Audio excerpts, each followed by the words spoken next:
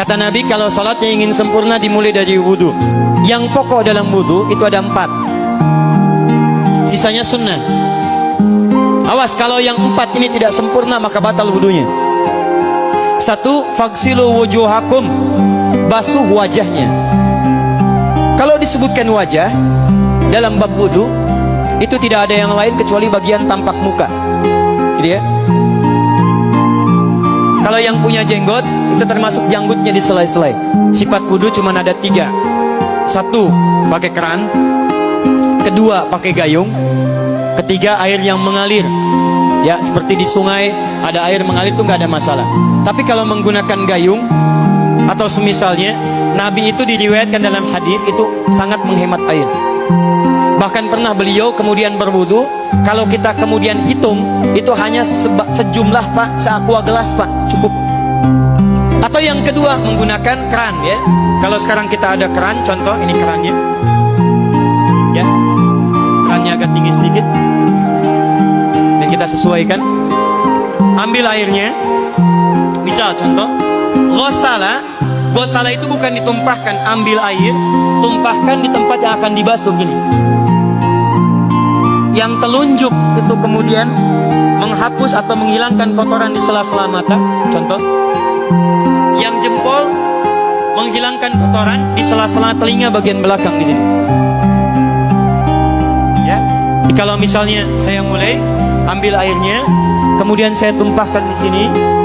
Yang telunjuk membersihkan di jari-jari di sini, di sela-sela mata. Yang jempol kemudian membersihkan di sela-sela di bawah telinga sini. Kemudian di selesai. 1.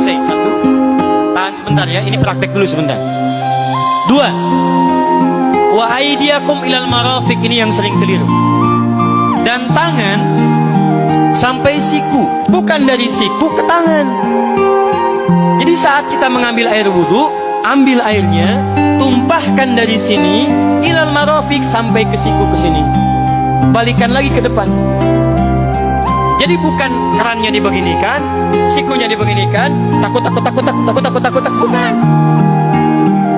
Jadi bukan siku diteruskan ke bawah. Yang tepat itu ambil airnya, kemudian basuh dari sini sampai dengan ke sikunya. Hati-hati, ini ada maknanya. Dan jika benar di hadis Muslim, jika orang wudunya benar seperti ini, maka bersamaan dengan jatuhnya air wudu itu, jatuh pula dosa-dosa dan kotoran yang melekat pada anggota tubuhnya. Tidak cukup dengan amin, nanti kita lihat dulu. Tangan selesai, pindah kemana? Bukan ke rambut, tapi kepala. Jadi dalam bab wudu yang diusap bukan rambutnya, kepalanya. Itulah keadilan Allah.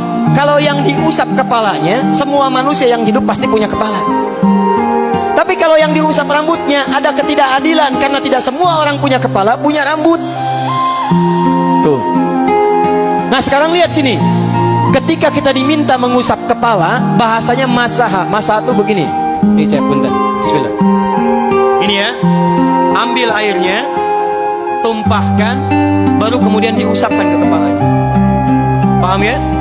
Kalau yang ghosala, ambil, tumpahkan di tempat yang akan dibasuh. Tapi kalau masaha, hati-hati. Ambil airnya, tumpahkan, baru diusap. Jadi bukan diambil air, tumpahkan di kepala begitu. Yang dibasuh kepalanya bukan rambutnya. Jadi kalau ada laki-laki sudah dandan, sisiran, rapi, tiba-tiba keran dibuka, yang diusap cuma rambutnya, ulak, itu batal wudunya, tidak sah, harus diulang.